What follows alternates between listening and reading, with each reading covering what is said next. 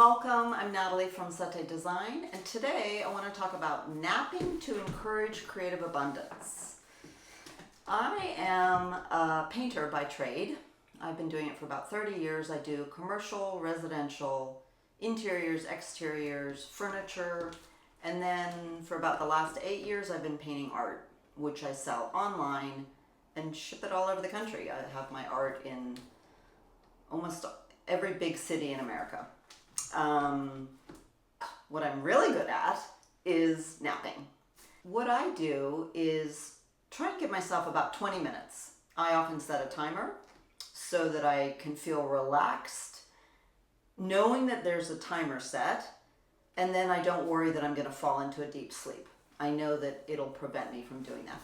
If you take like a 2-hour nap, then that's a restorative nap. It means you lacked sleep and you needed to restore your sleep. That's not exactly the nap I'm talking about. What I'm talking about is a quick little nap where you don't go into the deep REM cycles of dream state. More what you want to try and achieve is that phase, they call it onset sleep, where you're just beginning to fall asleep and you can almost feel yourself falling asleep, kind of half awake, half asleep. That's when your brain is able to relax. You're going into your subconscious, very similar to a meditative state. Those of you who are really good at meditating probably know that feeling. That's what's going to boost your creativity, when you are able to relax your brain. And then when your brain is relaxed, you're able to make wider ranging connections that our conscious mind, when we're awake, just might not make. So it's actually tapping into your subconscious mind, which is kind of smarter than your conscious mind. They did a study at Harvard and MIT where they gave people, I think they called it sleep incubation, where they gave people a topic to think about, like say it was going to be flowers. Think about flowers, all the flowers you love, or whatever you want about flowers. Then when they woke up from this nap, they were they had more creative thinking around flowers than they did before. So if you have some kind of problem that you're trying to solve or looking for a solution, if you can learn to have a little nap, your subconscious mind will kind of take over the problem and solve it for you. That's why so many times when you wake up in the morning, you go, oh, that's a great idea. I also believe that like our subconscious mind is sort of protecting us. One time I was painting a villa or a country home in Umbria in Italy, and I had woken up early and gone with a friend to Rome to drop off my daughter who was flying back to America. And then I'd gone on to this job and I was alone and there was no cell phone reception and I was way up in the mountains and I was sleepy, so I thought, I'm going to take a nap because there was lots of beds all around. And I went to take this nap, and just as I was falling asleep, and I had the terrace doors, there were these terrace doors that went out to a kind of a brick terrace and then into a beautiful grassy field of like lavender. And just as I was falling asleep, I had this thought, Natalie, go close the terrace doors because the wild boars might come in. So I'm like, don't do that. Go back to sleep. You're insane. Nothing's going to happen. Yet I woke up, I got out of bed and went and closed the doors because I knew I wasn't going to be in a relaxed state or be able to sleep. So then, I kid you not, the next day, I was working in the back of the house. I heard this thunder of hooves, like a huge sound of thundering hooves. I ran to the window.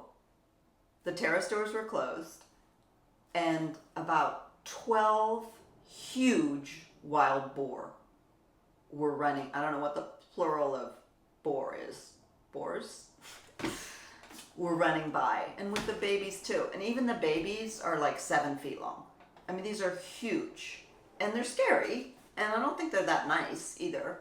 But it was a spectacular sight to see, and there was my subconscious fear was confirmed.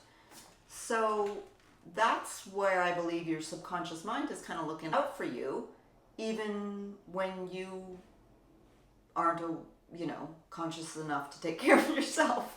The boars didn't come in the house. The terrace doors were closed. I don't even know if they'd want to, but it was very close to the house. Like,